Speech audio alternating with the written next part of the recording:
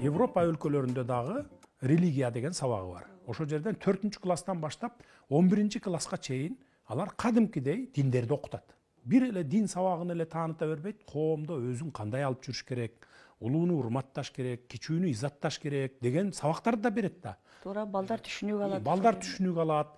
Анан эле ал жакта окутса, мектептерден окутса болот экен дагы, укмуш баягы пропаганда жакшы жагына болот экен дагы эле. Анан биз келип, биз дагы балдарыбызды ушундай тарбиялайлы, мектептен баштап үйрөтө баштайлы деселе, кокуй деп өзүбүздүн эле кыргыздар баягы каршы чыгат да.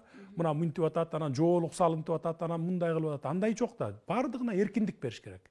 Бирок ошол эле мезгилде билимин күчөтүш керек. Мейли илимий жактанбы, мейли жана башка жактанбы, мейли дин жактанбы. Айрыкча ушу дин жактан бир калыпка, бир эмеге, линияга, бир жолго салбасак, биздики келечегибиз өтө кооптуу болот.